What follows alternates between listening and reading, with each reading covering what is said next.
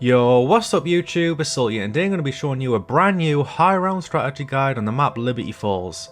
So to get straight into it, this is the loadout I'd recommend that you use. I'd recommend using the GS45 pistols with these attachments here.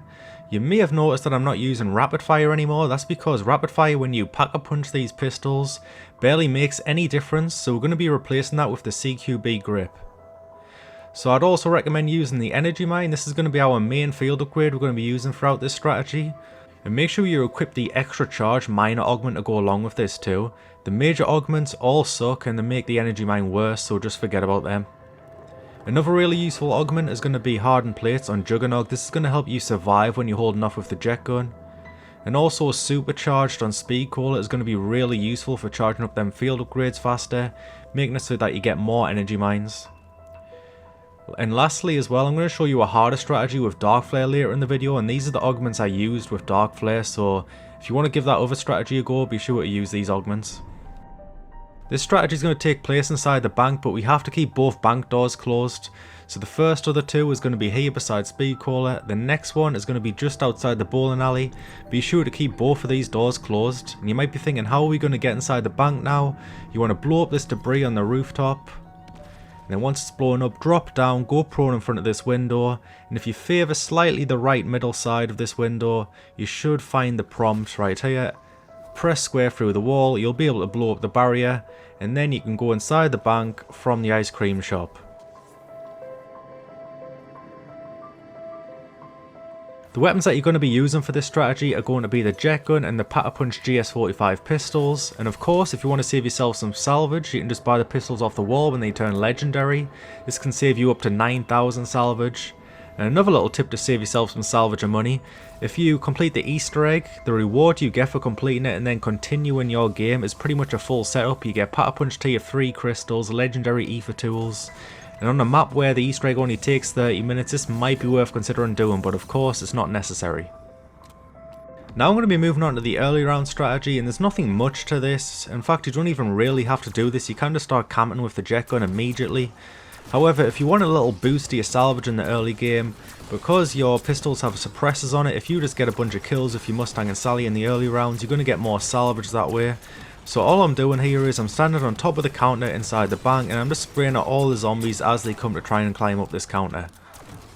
Also, be sure to use your energy mine whenever it's fully charged too. I know I have Ether Shroud in this clip, but I think I was just trying something out at the time, so ignore that. I'd recommend using the energy mine whenever the Manglers start to get close to you. That'll just help chip the health down a little bit more. And the round should go by pretty quickly in here. The only downside is the fact that the ammo crate's pretty far away, unfortunately. Would have been really nice to have one inside the bank, but you're never really going to need it for the high round strategy anyway, so it's not that big of a deal. Alright, so moving on to the high round strategy now. Whilst you're inside the bank, there's only 3 locations that the zombies come from. One of the locations is the ice cream shop, the next one is a window beside the Jugger-nog machine. This is where your Manglers all come from, and a couple zombies as well. And then the third window is this one right here. This spawns the vast majority of the zombies for some reason. So at the start of the round, if you have a Molotov, chuck one in the window and start spamming your Mustang and Sallies. I usually do about 10 shots before I run back to the counter, and you'll kill like 20 zombies just within that 5-second period, so it's worth doing at the start of the round. From that point, just jump on top of the counter inside the bank, and you just want to start tap firing your jet gun. This is going to make your ammo count go down very slowly, and you should be able to sustain this for quite a long time. At some point, all the Manglers are going to come from that Jugger-nog window and make their way towards this counter. So I'd recommend letting them build up first. You don't want to call in your energy mine when there's only 1 or 2 Manglers there. Let the bulk of the Manglers come here, and then just put down your energy mine, and it's going to do quite a lot of damage to these Manglers. It's not going to take them out straight away, unfortunately. As you just seen, I just had to use 2 energy mines to wipe out them 6 Manglers, but it does quite a lot of damage to them. Now, up until about round 110, you should be able to do this without having to worry about your jet gun entering its cooldown state. That's because even without insta-kills, nukes, kill streaks, etc., the jet gun should be able to do an entire round by itself without overheating. Now from round 110 plus, or whenever you start having overheating problems with the jet gun, I'd recommend switching to the Mutant Injector strategy, which I'm going to show next. So by this point you should have saved up enough salvage to be able to craft a Mutant Injector at the beginning of every round, or hopefully you got yourself a free one by killing Manglers at the end of the previous round, or getting one from the vault too using a gold or purple key. But if not, just craft one at the beginning of the round, and just like before, you want to start the round off by shooting Mustang and Sally's in this window here. As soon as you get overrun by zombies, typically from the ice cream shop first, pop your Mutant Injector, and then you want to prioritize shooting this spawn here with the cannon. The zombies spawn in so heavily throughout this window at the point where they'll just get caught on each other, and it's really slow if you just start melee and only.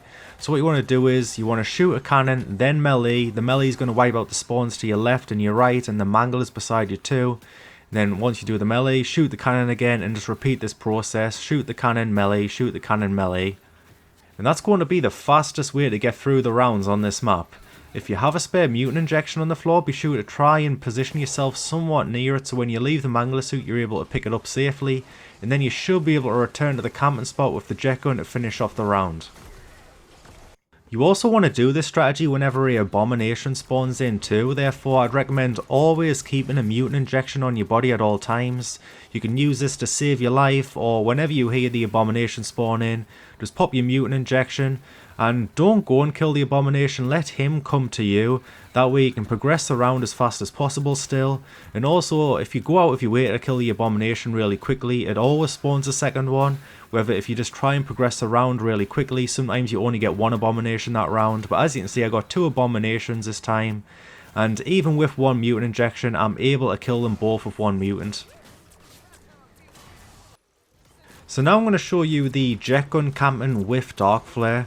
So the one nice thing about this is whenever you pull out the Dark Flare field upgrade, it actually lets your jet gun recharge about 60 ammo. Theoretically meaning that you can jet gun camp forever, but it is a little bit tougher to do it this way. So you might notice I'm not camping on the counter right now. That's because the counter doesn't really work too well with Dark Flare. You get overrun quite quickly whenever you pull out the Dark Flare field upgrade. So I'd recommend camping to the left of the counter. And then whenever you get the Manglers come at you, just pull out your Dark Flare, and you need the slowdown minor augment equipped to it, otherwise the super sprinters just catch up to you and start hitting you, and the Manglers do too. But as you just seen, it's pretty good at taking down the Manglers. You've also recharged your jet gun back to 100 probably, and you can get right back to camping straight afterwards too. So this is a good alternate strategy you can do.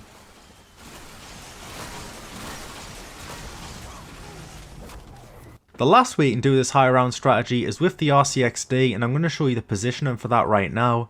So if you just come to this doorway in front of the vault, and then assuming you have the central dot crosshair on, just put the center of that dot in the crossroads of this tile flooring like I'm doing here, and then pull your aim back just a little bit more, about a quarter of the way down the line, pull out your RC car and then park in this corner here. Not only is this going to kill all the zombies stuck on you trying to get to the RC car, but it's also going to spawn kill that big bulky spawn we were prioritizing earlier by spawn killing them through the wall. So with this RC spot, you're going to end up getting like 170 kills per RC car, which is insane.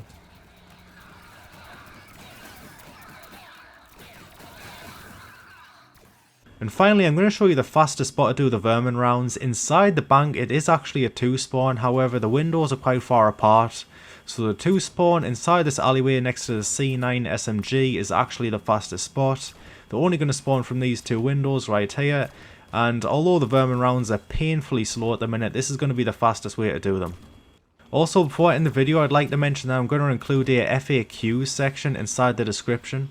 A lot of the time for these strategy videos, I get a lot of comments that are asking the same question, so just to save me time and also save you time as well waiting for a response, be sure to check out the description, and I might have already answered this question inside the FAQs part.